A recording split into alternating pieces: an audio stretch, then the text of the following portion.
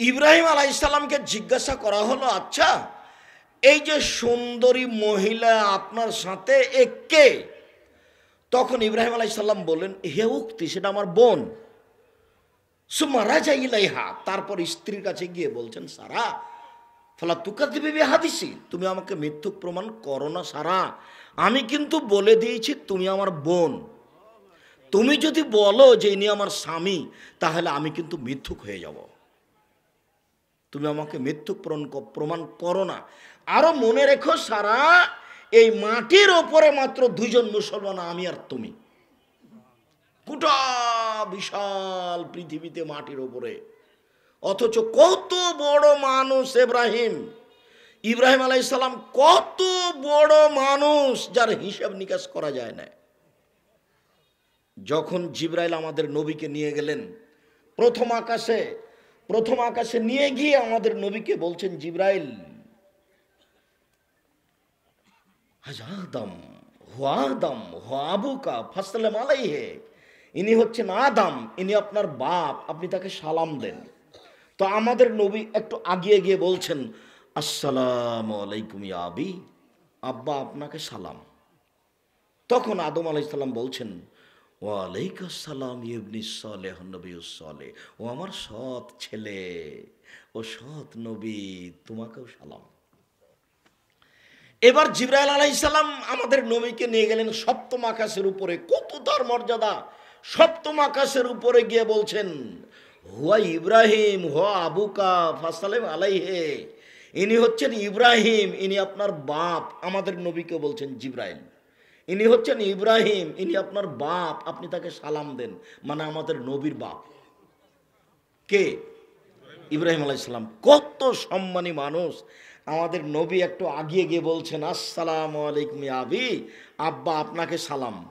তখন ইব্রাহিম আলাইহিস সালাম বলছেন, ওয়ালাইকুম আসসালাম নবিয়্যুস সালেহ ওয়া ইবনিস সালেহ, ও আমার সৎ ছেলে, সৎ নবী, তোমাকেও সালাম। পৃথিবীর এত বড় মানুষ বলছেন যে সারা এই মাটির ওপরে মাত্র দুইজন মুসলমান, আমি আর তুমি। তাহলে আপনি আর পাঁচজন মহিলাকে দেখে নিরাশা হবেন কেন? দেখেন সারা পৃথিবীতে একজন মহিলা দিনের উপরে আছে, তাহলে আপনি পাঁচজনকে দেখে নিরাশা হবেন কেন? দেখবেন, আর এক মিনিট থামেন, দেখেন এবার কেমন মহিলা। ফারসালা বিহা ইলাইহি, ইব্রাহিম আলাইহিস সালাম স্ত্রীকে রক্ষা করতে পারলেন না, স্বৈরাচারী শাসকের কাছে পাঠিয়ে দিলেন। ফাকামা ইলাইহা, স্বৈরাচারী শাসকের ঘরে ঢুকতেই ও উঠে সারার দিকে আগিয়ে গেল, তার গায়ে হাত লাগাবে। পৃথিবীতে সবচেয়ে সুন্দরী মহিলা, এ কথা মুহাম্মদ সাল্লাল্লাহু আলাইহি ওয়াসাল্লাম বলছেন, সারা পৃথিবী জুড়ে যত মহিলা আছে সবার চেয়ে সুন্দরী। বুখারী মুসলিমের হাদিস, এই শব্দে উল্লেখ করা হয়েছে, এত সুন্দরী মহিলা। এখন গায়ে হাত দেওয়ার জন্য আগিয়েছে, তখন সারা বলছেন, থামেন, আগে অজু হবে, তারপর 2 রাকাত সালাত হবে, তারপরে কোনো কথা। অজু করার পরে 2 রাকাত সালাত আদায় করে সারা বলছেন, আল্লাহুম্মা, হে আল্লাহ, ইন কুনতা তাআলাম, তুমি যদি জেনে থাকো, আমানতু বিকা ওয়া রাসূলিকা, আমি সারা তোমাকে বিশ্বাস করি, আমি সারা তোমার নবী ইব্রাহিমকে নবী বলে বিশ্বাস করি। আমি বলি না ইব্রাহিম আমার স্বামী, আমি তাকে নবী হিসাবে মেনে নিয়েছি। আমি তোমাকে এক অদ্বিতীয় আল্লাহ হিসাবে মেনে নিয়েছি, তোমার নবী ইব্রাহিমকে নবী হিসাবে মেনে নিয়েছি। ওয়া আহসানতু ফারজি ইল্লা যাওজি, আমার জিন্দেগিতে আমার লজ্জা স্থান আমার স্বামী ছাড়া কাউকে কোনোদিন ব্যবহার করতে দিনি। এই 3টা কথা যদি ঠিক হয়ে থাকে, ফালা তুসল্লি তালায়াল কাফেরা, তাহলে নির্জন ঘরে কাফেরকে আমার উপরে জয় করো না। কথা শেষই হয়নি, স্বৈরাচারী শাসক অজ্ঞান হয়ে পড়ে গেছে। বুখারী মুসলিম। আমার এই 3টা কথা যদি সত্য হয়ে থাকে, আমার জীবনে আমি কোনোদিন কারোর সাথে জেনা করিনি। তো সারা একজন মহিলা দেখেছেন তার দাবি কেমন?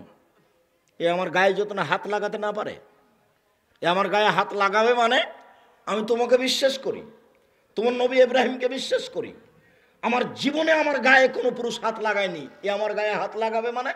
যদি আমার কথা 3টে সত্য হয়, তাহলে যেন লাগাতে না পারে। কথাও শেষ, ওর অজ্ঞান হওয়া শেষ। হাদিস বুখারী মুসলিম। উপস্থিত বৈঠকের মুসলিম বোন, আপনার কাছে এটা দাবি রাখি, আপনি চেষ্টা করুন বোকামির পরিচয় দিয়ে ঢং ঢং করে আসবেন আর গল্প করতে করতে ঢং ঢং করে চলে যাবেন, এটা ঠিক নয়। এই মেয়ে, এই তুমি একটা শিক্ষিতা মেয়ে, এরকম কেন করো? এখানে গল্প রাখো, ওখানে গল্প করো, দেবর মোটরসাইকেলে আসো, একটু শরম হয় না কেন? সম্মানিত দিনী বোন, আপনাদের জন্য জরুরি কথা, আপনারা যদি 4টা কাজ করতে পারেন তাহলে জান্নাতের সব দরজা খোলা। এক, সলাত খামসাহা, 5 ওয়াক্ত সলাত আদায় করবেন, অন্তত ফরজ। আলোচনা শেষে 4টা উপদেশ থাকবে ইনশাআল্লাহ, যদি মনে থাকে। 1, 5 ওয়াক্ত সলাত আদায় করবেন। 2, সমাত সাহারাহা, রামাজান মাসে সিয়াম থাকার চেষ্টা করবেন, ফরজ। 3, আতাদ বালাহা, স্বামীকে মেনে চলবেন, তিতা লাগলেও মিঠা লাগলেও। 4, আহসানাত ফারজাহা, জেনায় লিপ্ত হবেন না। এই 4টা কাজ করতে পারলে আপনার জন্য জান্নাতের সব দরজা খোলা। এ কথা মুহাম্মদ সাল্লাল্লাহু আলাইহি সাল্লাম বলেন, আমি বলিনি। 1, 5 ওয়াক্ত সলাত আদায় করবেন, জীবনে কোনোদিন সলাত ছেড়ে দেওয়ার মতো পরিবেশ নিয়ে আসবেন না। এমন কঠোর হবেন সলাতের উপরে, যে কোনো মূল্যে, যে কোনো সময়ে, যে কোনো পরিস্থিতিতে 5 ওয়াক্ত সলাত আদায় করবেন। কতদিন আপনাকে আমি শোনালাম যে আমার মা, আমার নিজের কথা বলছি, আমার মা আমার দাদির কাছে নতুন বউ, একেবারে নতুন বউ। তো তখন তো নতুন বউকে বাড়িতে কাজ করতে হতো, তা আমার মাকে ঘর লেপতে দিয়েছে। লেপা বুঝেন কি? তো লিপতে লিপতে আজান হয়ে গেছে। তখন আমার দাদি বলছেন যে এখন লেপা রেখে দে, হাত ধুয়ে নিয়ে আগে নামাজ পড়ে নে, তারপর লেপিস। তা আমার মা বলেছেন যে আর 2বার হাত ঘোরালেই তো হয়ে যাবে, তো এটুকু করে নিয়েই হাত ধুয়ে সলাত আদায় করি। যেমন এই কথা বলা, আমার দাদি একবারে তাৎক্ষণিক গিয়ে পিঠের উপরে কয়েক কিল। হ্যাঁ, আমি বলছি নামাজ পড়তে, আর তুই বলছিস যে কয়েকবার হাত ঘুরালি হয়ে যাবে, তারপরে হাত ধুয়ে সলাত আদায় করবো, তো তোর সাহস দেখি অনেক। তো আমার মা বলতেন যে আমার শাশুড়িকে আমি কোনোদিন ওই সলাতের সময় হলে 1 মিনিট দেরি করতে দেখিনি।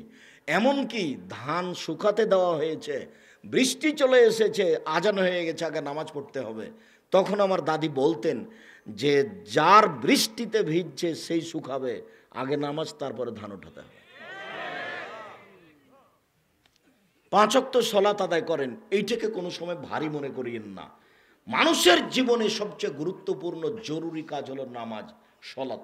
এর চেয়ে মানুষের জীবনে কোনো গুরুত্বপূর্ণ কাজ নেই। মানুষের জীবনে যত কাজ আছে তার সবচেয়ে গুরুত্বপূর্ণ কাজ হলো সলাত।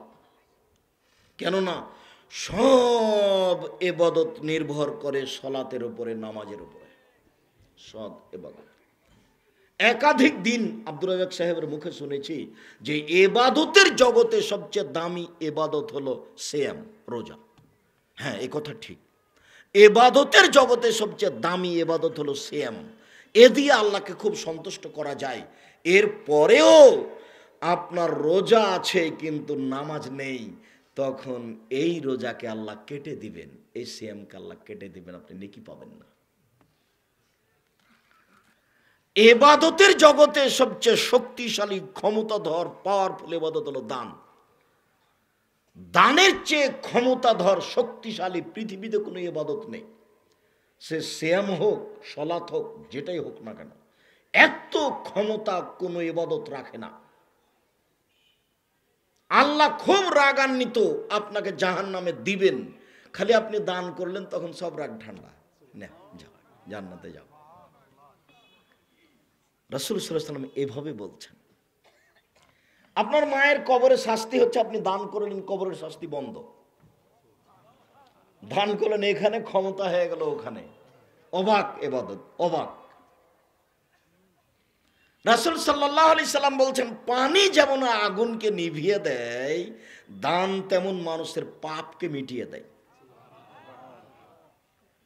রাসূল সাল্লাল্লাহু আলাইহি সাল্লাম বলছেন, বিচারের মাঠে যখন বিচার শুরু হয়ে যাবে, তখন যতক্ষণ পর্যন্ত বিচার চলবে ততক্ষণ পর্যন্ত দানকারী তার দানের ছায়া তলে থাকবে, যতক্ষণ বিচার চলছে।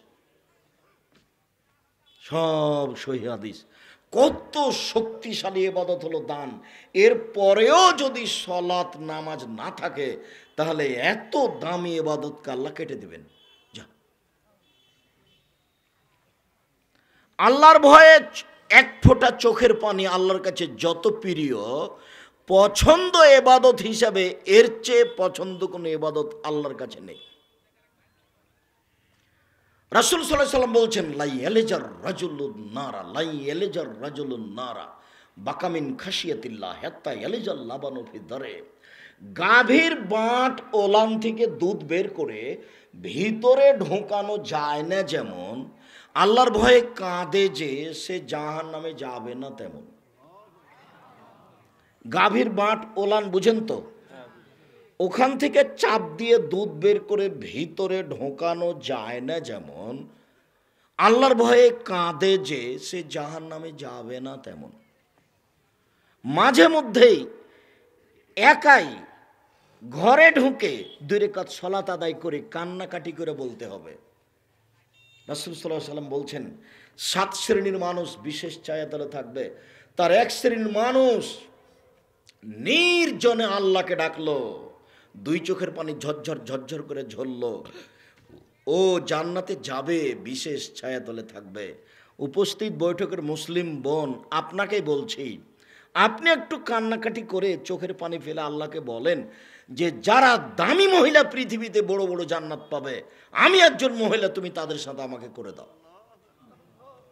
আমি তোমার কাছে আবেদন রেখেছি, পৃথিবীর কোনো মানুষের কাছে এই আবেদন আমি করিনি। সম্মানিত দিনী বোন, 5 ওয়াক্ত সালাত আদায় করেন, 2 রমজান মাসের সিয়াম পালন করেন, 3 স্বামীকে মেনে চলেন, তিতে লাগলেও মিঠা লাগলেও। আপনার স্বামী আপনাকে গালি দেয়, অকথ্য ভাষায় কথা বলে, এখন কি করবেন? এটাই তাকদীর, তার মুখ খারাপ, আপনি একটু সহ্য করে নেন, মেনে চলেন। আর দিন দিন মাস মাস কথা বলবেন না, তার সাথে সংসার করবেন, তো এইভাবে সংসার করে জান্নাত হবে না। 1 গ্লাস পানি চেয়েছে, মুখামুখি না হয়ে, খালেদা 1 গ্লাস পানি নিয়ে আসো তো, 1 গ্লাস পানি নিয়ে এসে সামনে থ্যাকস করে রেখে চলে গেলে, এটা হবে না। তার মুখ খারাপ, আপনি মেনে নিয়েছেন, তার সাথে সংসার করেছেন, 2-1টা বাচ্চা হয়েছে, আপনি কষ্ট করেন, মনে করেন এটাই তাকদীর, আপনি ধৈর্য ধারণ করেন, স্বামীকে মেনে নেন। আর যদি মনে করেন মানতে পারি না, তাহলে খোলা তালাক করেন, কোনো সমস্যা নেই। স্বামী যত বড়ই দামি হোক, যত বড়ই পরহেজগার হোক না কেন, আপনি নিজ ইচ্ছে তাকে খোলা করে নিতে পারেন, কোনো সমস্যা নেই। কাজীর কাছে গিয়ে বলবেন, আমার খোলা করে দেন, আমি মহিলা অমুক, আমার স্বামী, তার সাথে আমি সংসার করিব না, লেনদেন কিছু থাকলে আমি দিয়ে দিলাম। আপনি খোলা পাঠিয়ে দেন, 30 দিন পরে আর একজনের সাথে বিবাহ বসেন, শরীয়ত আপনার জন্য খোলা পথ রেখে দিয়েছে। ঝুলন্ত সংসার করবেন না, স্বামীকে মেনেই চলতে হবে, আমার জরুরি অনুরোধ। পৃথিবীর সকল মহিলাকে জানাচ্ছি, অনুরোধ জানাচ্ছি, এই স্বামীর সাথেই চলেন, তিতা লাগলেও চলেন, মিঠা লাগলেও চলেন। পরিবেশ পরিস্থিতি অনুকূলে নয়, মহিলাও যেমন সতী পাওয়া যায় না, পুরুষও তেমন সতী পাওয়া যায় না। কোথায় যাবেন, কোথায় সংসার হবে, এটা খুবই জটিল। 2-1টা বাচ্চা কাচ্চা হয়ে গেছে, আল্লাহর কাছে কান্নাকাটি করে চোখের পানি ফেলে বলেন, আল্লাহ তুমি তার মুখটা একটু ভালো করে দাও, তুমি তো সবই করতে পারো, কেন আমাকে গালি দেয়, কেন আমাকে মারে? আপনি তিতা লাগলেও মিঠা লাগলেও তার সাথে সংসার করেন, জান্নাত হবে। 4, জেনা যদি হয়ে থাকে কোনো দিন, তাহলে তোবা করেন কান্নাকাটি করে, জেনার যে পাপ হয়েছে সেই পাপকে আল্লাহ নেকিতে পূর্ণ করে দিবেন। আর আপনারা যদি আজ থেকে জেনার মতো পাপকে বন্ধ করতে পারেন, তাহলে আল্লাহ আপনার জন্য জান্নাতুল মাওয়া বরাদ্দ করে দিয়েছেন। তিনি বলেছেন অনাহান নাফসা আনিল হাওয়া ফাইনাল জান্নাতা হিয়াল মাওয়া। পৃথিবীর পুরুষ নারী তোমরা শুনে রাখো, যারা অশ্লীল কাজকে বন্ধ করতে পারবে আমি আল্লাহ তাদেরকে জান্নাতুল মাওয়া দিয়ে দিলাম। এটা আল্লাহর আদা, এটা আল্লাহর ওয়াদা, এটা আল্লাহর সিদ্ধান্ত। এই সিদ্ধান্ত তিনি পাস করে দিয়েছেন। অনাহান নাফসা আনিল হাওয়া ফাইনাল জান্নাতা হিয়াল মাওয়া। যারা অশ্লীল কাজ থেকে নিজেকে রক্ষা করবে আমি আল্লাহ তাকে জান্নাতুল মাওয়া দিব। এটা চূড়ান্ত কথা। অতএব দিনী মুসলিম বোন, আজ থেকে তার সাথে মোবাইলে কথা বলা বন্ধ করুন। যে কোনো মূল্যে তার সাথে মোবাইলে কথা বন্ধ করতে হবে, জেনার পথ বন্ধ করতে হবে, যে কোনো মূল্যে বন্ধ করতে হবে, করতেই হবে। আর যখনই আপনি রাত্রে তার সাথে মোবাইলটা খুলে কথা বলতে যাবেন, তখনই একবারে লাফ দিয়ে উঠে বলবে নাউজুবিল্লাহ মিন জালিক, নাউজুবিল্লাহ মিন জালিক। শয়তান তোর মুখে লাথি মারে, আমি তো ওয়াদা করেছি আমি তার সাথে কথা বলবো না, তুই কেন এখানে এসেছিস? তোর মুখে লাথি মারি, তোর মুখে লাথি মারি শয়তান, তুই কেন আমাকে তার সাথে কথা বলতে বলছিস? শয়তান কিন্তু আপনাকে কথা বলতে বলছে। আপনি যে এখানে ওয়াদা করে গেলেন, এখন আপনি এখানে বসে আছেন, আপনি একজন মহিলা মানুষ, ওয়াদা করলেন মনে মনে যে আর আমি তার সাথে কথা বলবো না। এবার রাত্রে যখন শুইতে গেছেন, ঘরে কেউ নেই, মোবাইলটা লক করে রেখেছিলেন, ধীরে হাতটা মোবাইলে চলে গেল, মোবাইলটা নিয়ে অন করে আপনি কথা বলছেন, অথচ ওয়াদা করে গেছেন এখানে। তার মানে আপনাকে কে করতে বলছেন বলেন তো? কে বলছে? শয়তান। যাকে দেখতে পাওয়া যায় ও হলো মানুষ শয়তান, যাকে দেখতে পাওয়া যায় না ও হলো জিন শয়তান, যাকে দেখতে পাওয়া যায় ও হলো মানুষ শয়তান। মেয়েটা এসে বলছে আর অত পড়াশোনা করছো কেন, চলো যাই একটু ঘুরে আসি, আজকে সিনেমা দেখে আসি। আর একটা মেয়ে এসে বলছে এ হলো মানুষ শয়তান। আর আপনি পড়তে বসেছিলেন, পড়ছেন সুন্দর, চট করে মনে একটা জেগে গেল যে একটু দেখি তো আজকে ইন্ডিয়াতে কি গান চলছে। এ কে বলেন তো? এ হলো জিন শয়তান। ভিতরে ভিতরে যে জাগাচ্ছে কে? আল্লাহ তাআলা বলছেন ইউসবিসু ফি সুদুরিন নাস মিনাল জিন্নাতি ওয়ান নাস। অন্তরে যে খারাপ কুমন্ত্রণা দেই ও হলো মানুষ শয়তান, ও হলো জিন শয়তান। আল্লাহ বলছেন অন্তরে যে খারাপ পরিকল্পনা জাগাই ও হলো মানুষ শয়তান, ও হলো জিন শয়তান। আপনি ওয়াদা করার পরে যখন আবার ভিতরে জেগেছে, তখন লাফ দিয়ে উঠে বলবেন তোর মুখে লাথি মারি, তোর মুখে লাথি মারি, ঠিক তো শয়তান, আমি তো ওয়াদা করেছি আমি কথা বলবো না, আবার কেন আমার মনটা চাচ্ছে কথা বলতে? এই শয়তান সর, এই শয়তান সর, নাউজুবিল্লাহ মিন জালিক, নাউজুবিল্লাহ মিন জালিক। এত যদি না হয় তাহলে উঠে সুন্দর করে ওযু করে তুমি 2 রাকাত সালাত আদায় করো। শয়তান কিন্তু আল্লাহর সাথে ওয়াদা নিয়েছে। শয়তান বলেছে আমি জীবন বাজি রেখে আদম সন্তানকে জাহান্নামে নিয়ে যাব। এটা আমার জাতির সামনে জরুরি ঘোষণা। আল্লাহর সামনে ওয়াদা করেছে, আমি জীবন বাজি রেখে বলছি আমি ইবলিস মানুষকে জাহান্নামে নিয়ে যাব, জাহান্নামে নিয়ে গিয়েই ছেড়ে দেবো, আমি একাই জাহান্নামে যাব।